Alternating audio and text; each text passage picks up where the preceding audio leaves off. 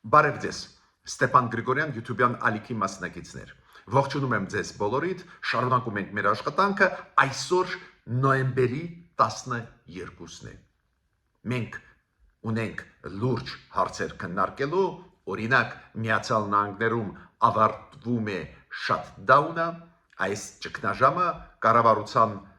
կանգը աշխատանքի, բարեբախտաբար կարծես թե որոշում ընդունվեց հաղթահարել դա,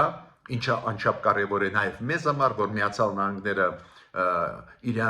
ուշադրությունը Միացյալ Նահանգները սևերեն նաև մեր Միացյալ Նահանգներ Հայաստան ծրագրերի վրա, Թրամփի ուղու ծրագրի վրա, Թուրքիայի ռազմական բեռնատար ինքնաթիռը վթարի ենթարկվեց ու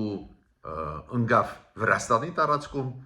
շատ ուշագրավ է ովքեր էին զոհվել, ովքեր էին այդ ռազմական բեռնատարի մեջ նստած ու վթարի ժամանակ զոհվել, ովքեր էին Թուրքիայի այդ զինվորները, շատ ուշագրավ է դա, ովքեր էին, դրա մասին կխոսենք։ Նիկոլ Փաշինյանը փորձում է պատասխանել, արձագանքել այն մեղադրանքներին, որոնք հնչեցին Ջեյխուն Բայրամովի կողմից, Ադրբեջանի արտգործնախարարի, նախկին նախագահների կողմից Հայաստանի, այո, ինֆորմացիոն պատերազմ սկսվեց, իշխանությունները պետք է դա հասկանան հիբրիդային պատերազմի տարերով, օրինակ այսօր լրջագույն հայտարարություն սպառնացող արեց Ռուսաստանի արտաքին հետախուզական ծառայությունը, հենց Հայաստանի մասին, հենց Հայաստանի քաղաքականության մասին։ Ուրեմն քննարկելու հարցեր մենք ունենք, խնդրում եմ ձեզ բաժանորդագրվել, կիսվել, լայքել, սկսում ենք այսօրվա մեր աշխատանքը։ Ես պետք է ասեմ, որ այս ավանդույթը դրական օրինակները բերել ես կշարունակեմ, օրինակ արտգործնախարարը Հայաստանի Դանիան մեկնեց 2 օր առաջ, Դանիայում շատ կարևոր հանդիպումներ ունեցավ, հիմա բոլորի մասին չեմ խոսալու ասելու, ինչով էր կարևոր այդ այցելությունը Դանիան, քանի որ նախագահող երկիրը Եվրոմիության ժամանակ այս կես տարին նախագահող երկիրը Եվրոմիությունում հենց Դանիան է, դուք գիտեք խաղի կանոնների համաձայն Դանիան շատ ու շատ հարցերում կարող է հենց այս փուլում լինել շատ օգտակար Հայաստանի համար։ Արտգործնախարարությունը ընդունեց այն դեսպաններին, ովքեր հավատարմագրված են Հայաստանում եւ ովքեր ունեն ռեզիդենցիան Երևանում, դեսպանատների, դեսպանները Եվրոպայի, Եվրոմիության անդամ եւ այն Եվրոմիության անդամ պետությունների դեսպանները, ում նստավայրը, ասենք Կիևում է, Մոսկվայում կամ Թիֆլիսում, բոլորը հավաքվեցին Երևանում ու ունեցել են հանդիպումներ եւ արտգործնախարարությունում եւ վարչապետի հետ, անչափ կարևոր այցելություն, որի ժամանակ եւ Հայաստանը ներկայացնում է իր քաղաքականությունը եվրոպական միության անդամ պետությունների դեսպանների առջև եւ իր քաղաքականությունը ներկայացնում է ու պարզ է, որ ստեղ գնում է մեծ աշխատանք, քանի որ կան հարցեր, որտեղ որ Հայաստանը ուզում է խորացնել հարաբերությունները Եվրոմիության հետ, որ բոլոր պետությունների դեսպանները տեղյակ լինեն, որ իրանց պետություններում ստեղծեն դրական մթնոլորտ Հայաստանի հետ կապված, որ բոլոր ծրագրերը Եվրոմիություն Հայաստան ավելի էֆեկտիվ իրականացվեն։ Ես պետք է ցավով ասեմ, որ ամսի 18-ին նոյեմբերի պլանավորվում է Բրյուսելում Եվրոմիության ընդլայնման հետ կապված շատ կարևոր միջոցառում, ցավով պետք է ասեմ, որ Վրաստանը չի հրավիրվի, մինչդեռ Վրաստանը դեր ֆորմալ նույնիսկ տեխնացու պետություն է Եվրոմիությունում, դուք գիտեք բարդ հիմա հարաբերություններ են, ու Հայաստանը պարզ է հրավիրված է, քանի որ նույնիսկ չլինելով տեխնացու երկիր,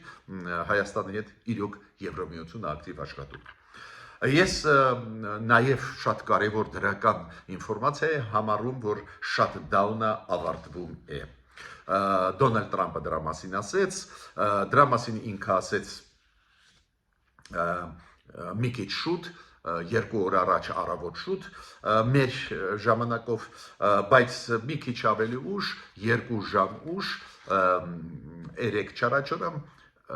սենատը որոշում ընդունեց, որ այն տարաձայնությունը, որը կար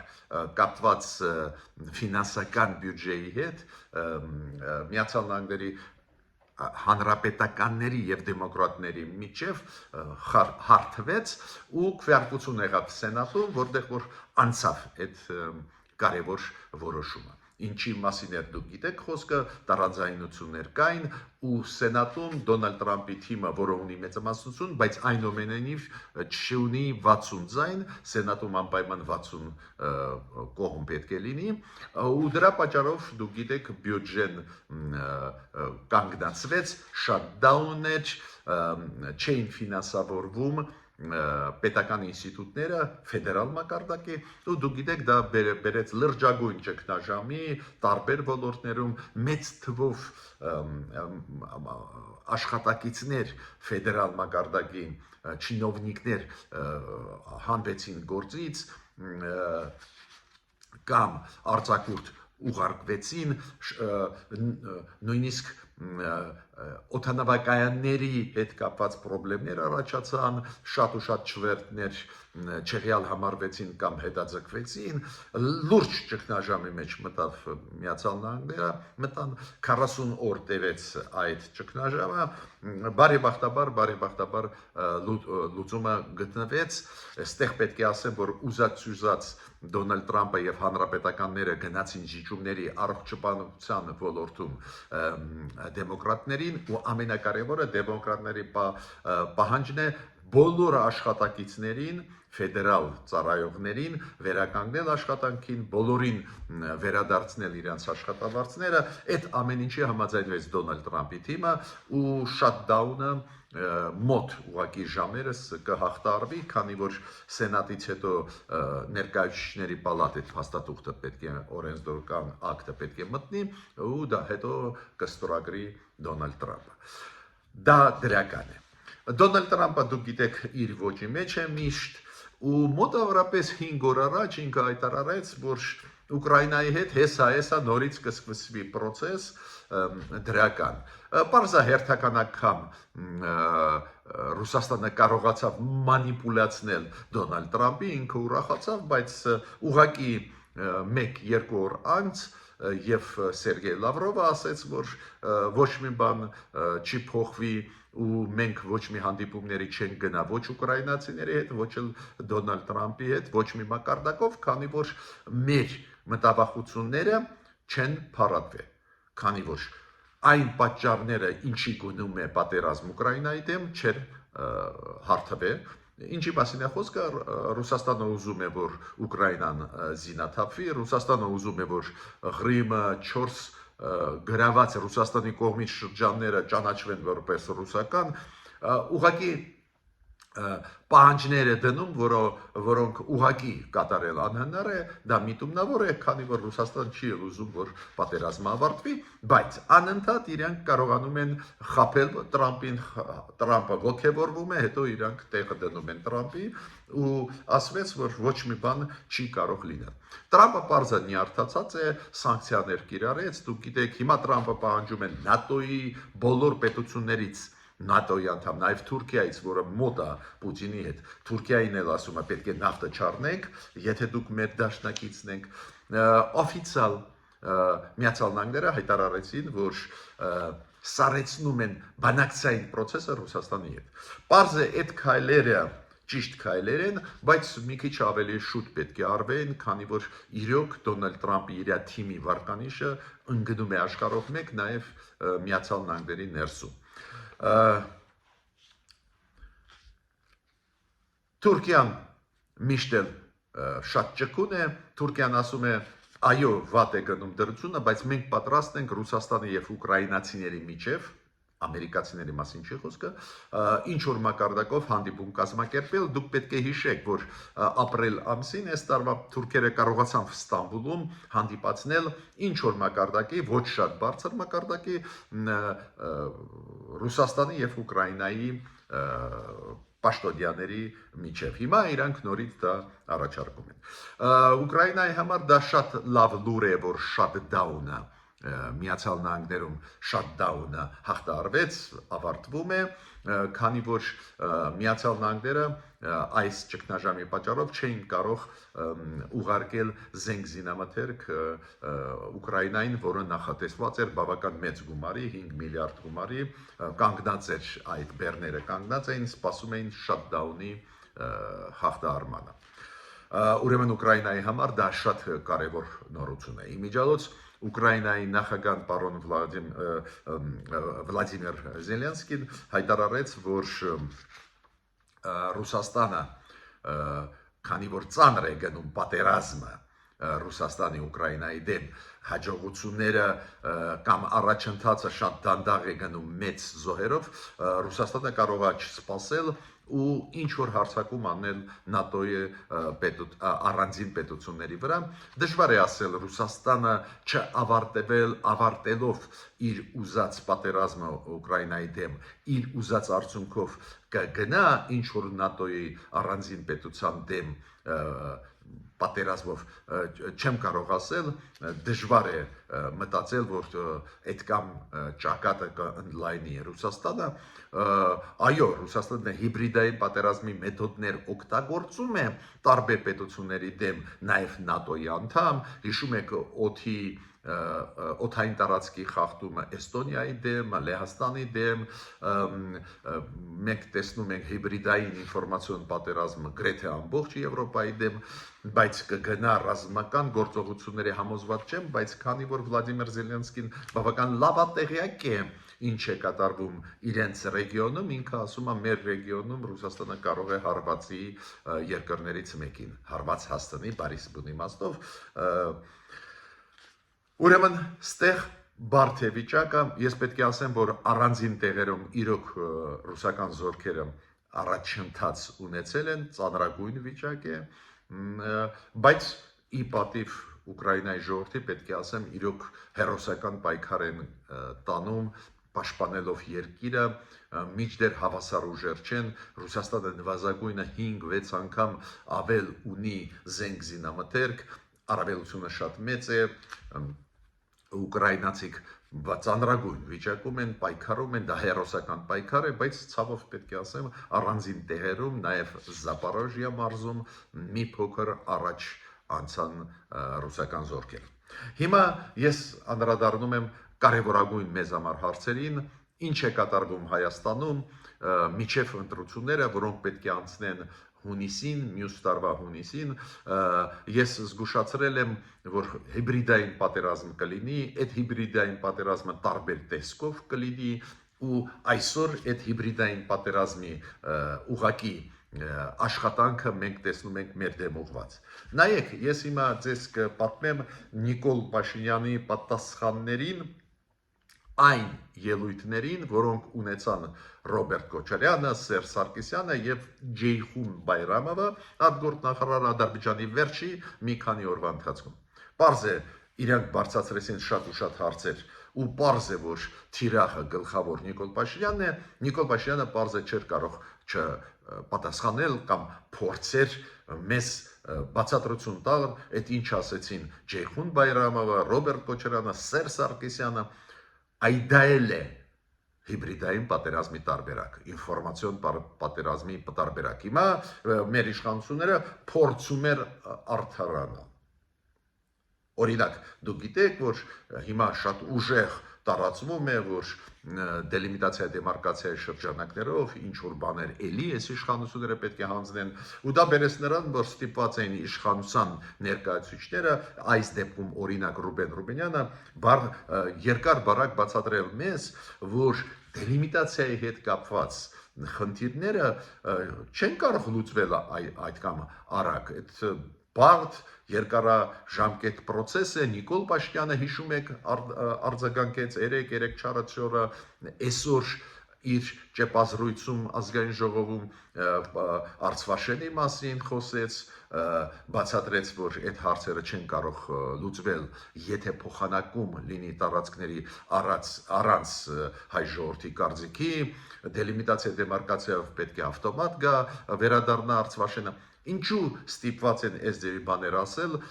եւ ասել, որ դելիմիտացիա դեմարկացիա մի օրվա հարց չի ու միջև ընտրությունները չի էլ լուծվելու, ինչու հանգստացնելու համար բացատրելու որ վտանգ չկա, բայց հենց հիբրիդային պատերազմի տարերից է դա,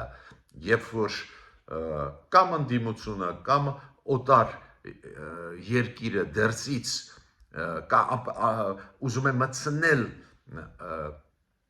ապակայունացում Հայաստանի ներսում արվում են հայտարարություններ, որոնք իրոք խոճապի մեջ են մտցնում մեր հասարակության առանձին հատվածներ։ Իրոք մեզ բոլորիս Արցվաշենի հարցը մտահոգում է, մեզ բոլորիս մտահոգում է այն 200 քառակուսի կիլոմետր, որը Ադրբեջանը ագրեսիա կատարելով 2021-22 թվականներին վերահսկողության տակ միջև հիմա պահում է մեր տարածքներից ինչ է լինելու ու այս ձևի տարբեր ինֆորմացիոն հոսքերը պարզ է առաջացնում են հազար մի հարց ու իշխանությունները ստիպված էին անդրադառնալ, ստիպված էին պատասխանել, բայց ես ուզում եմ որ դուք հասկանաք, հենց այս ստիպված պատասխանելը դա արդյունք է հիբրիդային պատերազմի, հիբրիդային ինֆորմացիոն մեթոդների պայքարի։ Նույնը Սերժ Սարգսյանը դուք գիտեք ասեց, որ ինքը ուղարկեց այն ժամանակ հեղափոխության ժամանակ Կարեն Կարապետյանին ուղարկեց, որ խոսա Նիկոլ Փաշինյանի հետ ու ինքը ասում է, որ Նիկոլ Փաշինյանին նաև առաջարկվեց փոխվարչապետի պաշտոն, որ տրվի, ահա, դա ինչ որ ինֆորմացիա է, որին ստիպված էր Նիկոլ Փաշինյանը պատասխանել, Նիկոլ Փաշինյանը սկսեց ասել, որ խոսքը գնաց նրա մասին, որ հեղափոխությունը պետք է դադար տալ, ինքը չհամաձայնվեց, բայց ոչ մի պաշտոն իրան չէին առաջարկի։ Կամ Բայրամովի մեղադրանքը, որ Նիկոլ Փաշինյանը ինչ որ պահին 2020 թվին իր կարծիքը կտրուկ փոխեց ու Բայրամովը ասում է, որ այդ բացասական ազդեց process-ներին։ Հիմա Նիկոլ Փաշինյանը բացատրում է, որ ինքը իր կարծիքը որը հրապարակային ասում են, դա համապատասխանում է բանակցային process-ի, քանի որ Բայրամովը ասում էր, որ Նիկոլ Փաշինյանը իր ելույթում մի բանի վրա համաձայնվեց, բայց հետո բանակցությունների ժամանակ կտրուկ փոխեց կարծիքը, Նիկոլ Փաշինյանը ստեղել ստիպված էր արդարանալ։ Այդ օրինակները մանրամասն բերում են, որ դուք հասկանաք, ինչ դաժան պայքար է գնում, նաև այդ թվում ինֆորմացիոն պայքար է գնում։ Հիմա Նիկոլ Փաշինյանի ելույթներից վերջի 2 օրվա ես այնուամենայնիվ մեկ գրառմանը, որը ինքը Facebook-ում գրեց, տեղադրեց, գրառմանը ուզում եմ անդրադառնալ։ Նիկոլ Փաշինյանը ասեց նրա մասին, որ այդ Ղարաբաղյան շարժումը օգտագործվում էր, որ Հայաստանին չտան, որ դեպի անկախություն գնա, որ մոտ իրան պայել, պարզա ինչ, որի մասին է խոսքը, ինչի մասին է Ռուսաստանի, որ Ռուսաստանը օգտագործում էր Ղարաբաղի այս կոնֆլիկտը, որ Հայաստանին թույլ չտա անկախություն ձեռք բերել, իսկական անկախություն, այս մտքերը ինքը նախկինում էր ասում էր, հիմա ինքը զարգացնում էր այդ միտքը, բացի դրանից Նիկոլ Փաշինյանը ասում է, որ Ղարաբաղի այդ հակամարտությունը օգտագործվել դրա համար, որ ընդհանրապես լիկվիդացնել Հայաստանը, այդ իրա պարզ է, մեկնաբանությունն է, այդ իրա ասածն է, բայց ինքը նաև անդրադարձավ մի թեմային, որը համոզված եմ շատերդ նույնիսկ չհասկացան ինչի խոսած դրա մասին Նիկոլ Փաշինյանը, ինքը ասեց, որ Քոչարյանը եւ Սերժ Սարգսյանը փորձում են Հայաստանը վերադարձնել այն սցենարին, որը եղել է Ղարաբաղյան շարժման սկզբում։ Ես եմ դա լրացնում, քանի որ ինքը ասեց, իրանք ուզում են վերադարձնել Հայաստանը այն գաղափարին, երբ որ միտինգավորները Հայաստանում, երբ որ բարձրացրեցին խնդիրներ կապված Լեռնային Ղարաբաղի հետ, գոռում էին Լենին պարտիա Գորբաչով։ Իրոք, այդ պահակար Ղարաբաղյան շարժման 1988 սկզբում, երբ որ դեռ սովետական միություն էր, կան մոլորություն միամիտ մոտեցում, որ Լենին պարտիա Գորբաչով եթե հենվես այս մարդկանց վրա, այս կոնցեպտի վրա, մի բան կստացվի, այո, շարժումը, Ղարաբաղյան շարժումը այդ լոզունգներից շուտ հեռացավ, բացի դրանից այդ կարգախոսները սովետական միության ժամանակ աշխատում էին, որ Գորբաչովը դրական որոշում ընդունի, երբ որ Գորբաչովը մերժեց Ղարաբաղը փոխանցել Ադրբեջանից Հայաստան, դուք հիշում եք կարգախոսները կտրուկ փոխվեցին, բայց Նիկոլ Փաշինյանը հիշեցնում է այդ բանը ու ասում է այդ փուլին մեզ ուզում է վերադարձնել Ռոբերտ Քոչարյանը եւ Սերժ Սարգսյանը, բացի դրանից ինքը ասում է հիմա երիտ Լենին պարտիա Գորբաչով, երիտ Լենին պարտիա Գորբաչով աճացնում են, ինքը ասեց այդ ամեն ինչը արվում էր այն ժամանակ Լենին պարտիա Գորբաչով KGB-ի ներքո KGB-ի աջակցությամբ ուրեմն այս ձևի մտքերով ինքը կիսվում էր իրոք շատ մտահոգիչ է որ ինքը նույնիսկ անդրադառնում է ամենաառաջի օրերին Ղարաբաղյան շարժումը այսօր էլ ասում եմ շատ լուրջ շարժում էր, բայց Նիկոլ Փաշինյանը ինչ է ասում, դա օգտագործեցին այդ պայքարը, որ պաշտպանվեն իրավունքները Ղարաբաղի հայերի, օգտագործեցին չտալու համար, որ Հայաստանը զարգանա ու իսկական անկախ երկիր դառնա։ Լուրջ է վիճակը Հայաստանի ներսում, տարբեր ուժեր, նաև դրսի ուժեր, ոչ միայն ներսում, այդ հիբրիդային պատերազմի տարրեր օգտագործում են, իշխանությունները փորձում են բոլոր ճակատներով պատասխանել, բավական ծանր է դա, հեշտ չի, բայց փորձում է պատասխանել իշխանությունը ու իրոք հասարակությունը ուշադիր պետք է պրոցեսների նկատմամբ լինի, որ հասկանա ինչ է ինչոց է։ Իրոք նախկին իշխանությունները Հայաստանի ուզում են վերադարձնել մեզ այն կոշտ կապվածությանը, որը կար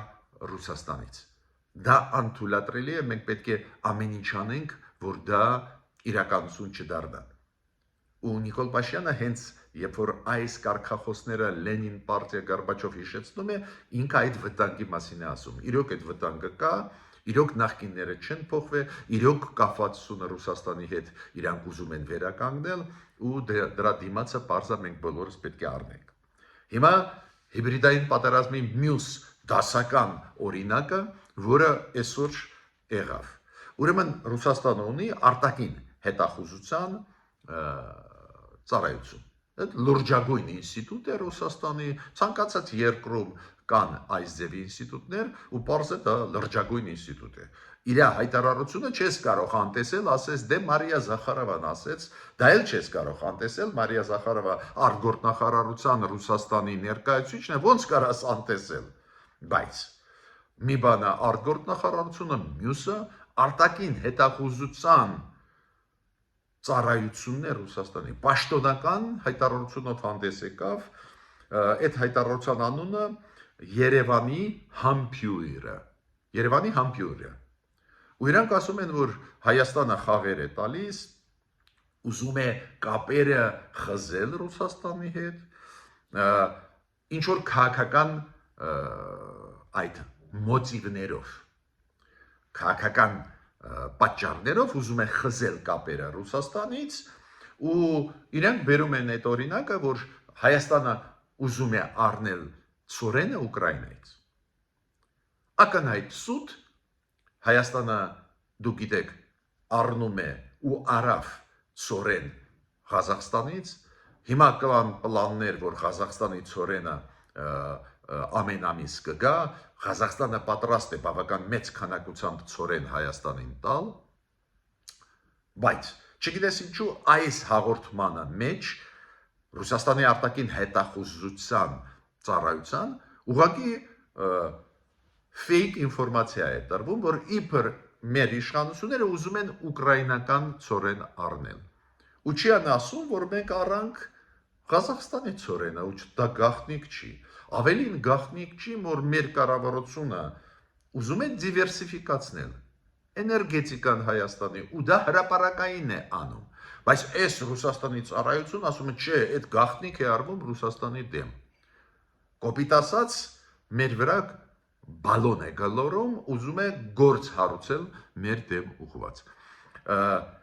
Վատություն անի, քանի որ իրանք դրան բացատրություն են տալիս, որ տեսակ ինչ խաղերի մեջ է Հայաստանը Ուկրաինայի հետ մեր դեմ է դուրս գալի։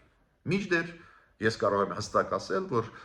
իրոք մենք փորձագետներս բարձրացնում ենք հարցեր, ինչու Ուկրաինայից ծորեն չեք ուզում գնել,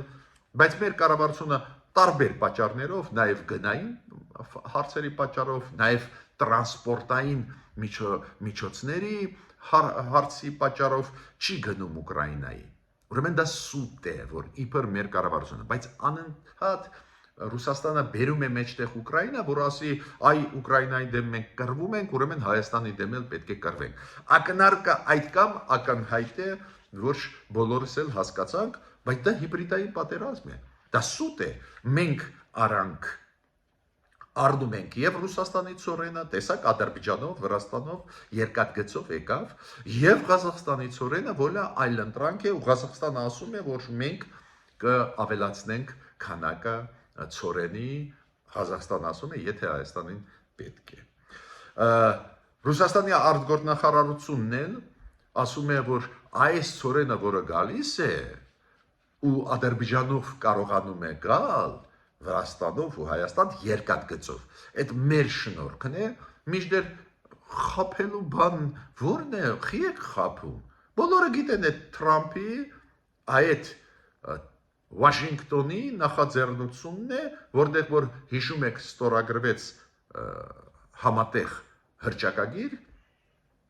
որի տակ ստորագրել է եւ Ալիևը, եւ Նիկոլ Փաշինյանը, եւ Դոնալդ Թրամփը որպես վկա, որտեղ ասված է կոմունիկացիաների բացմանը Հայաստանի ու Ադրբեջանի համար։ Ինչի եք ձեզ վերագրում Ռուսաստան, բայց դա էլ ձև է ինֆորմացիոն պատերազմի, ինֆորմացիոն հոսքերի։ Հիմա հասարակ մարդ, որը բոլոր նյուանսների մեջ չի մտնում, ասում է, տեսակ այդ ծորենը եկավ, քանի որ Ռուսաստանը 2020 թվից 22 թիվ այնտեղ ինչ որ բանակցություններ էին փոխվարչապետների մակարդակով։ Դուրջ է վիճակը շատ։ Բայց ես ուզում եմ անդրադառնալ նաև մեկ լրջագույն հարցի։ Վթարի ենթարկվեց Թուրքիայի Գերկուլես ռազմական բեռնատար ինքնաթիռը։ Այդ հայտնի ինքնաթիռներ են, վթարի ենթարկվեց, ինքը Գյանջայից Ադրբեջանով մտավ Վրաստան 5 կիլոմետր անցավ ու վթարի ենթարկվեց։ Հիմա վերսիաներ տարբեր են, այդ ինչ կատարվեց, կար պայթյուն այդ ինքնաթիռի ներսում, կարող է զինամթերք կար ու պայթեց, մեկ ես լսում եմ, որ ոչ տեխնիկական խնդիրներ են, չէ վերանորոգվե այդ ինքնաթիռը, հազար մի բան են ասում, բայց ինձ համար կարևորը գիտեք ինչ է, նա է այն ինֆորմացիան, որի համաձայն Թուրքիան ասում է, որ 20 հոգի կային այդ ինքնաթիռում, իրանք բոլորը զոհվեցին, ու այնտեղ կային մարդիկ, ովքեր ապահովում էին F-15 այդ հայտնի կործանիչների, Միացյալ Նահանգների կործանիչների, որը Թուրքիան ունի ու տալիս է նաև Ադրբեջանին, այս F-16 կործանիչների օգտագործումը Ադրբեջանում, շահագործումը Ադրբեջանում։ Դուք գիտեք, Ադրբեջանը նոյեմբերի 8-ին անցկացրեց հաղթանակի շքերթ, նկատի ունենալով 2020 թվի պատերազմը Ղարաբաղյան, ու այդ շքերթում համար եկան այս թուրք մասնագետները այդ F-16-ը աշխատացնելու, այդ շքերթի ժամանակ ցույց տալու հզորությունը Ադրբեջանի։ Ու հենց այդ մասնագետները զոհվեցին։ Այդ մասնագետները, ովքեր ես չեմ բացառում, որ պատերազմի ժամանակ նաև օգնում էին Ադրբեջանին այդ F-16-երը օգտագործել մեր դեմ։ Այդ կարևոր ինֆորմացիա է։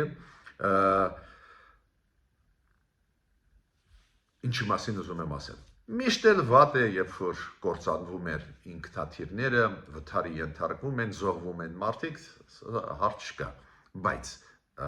այս անգամ զոհվեցին այն զինվորականները Թուրքիայի, որոնք օգնում էին Ադրբեջանին այդ F-16-երը շահագործել։ Այդքան լուրջ էր այդ խնդիրը, այդքան լուրջ մասնագետներ էին, որ պատկերացնում եք այդ վթարի հետ կապված ուղղակի մի քանի ժամ անց արձագանքեց նախագահ Էրդողանը, Թուրքիայի նախագահ Էրդողանը։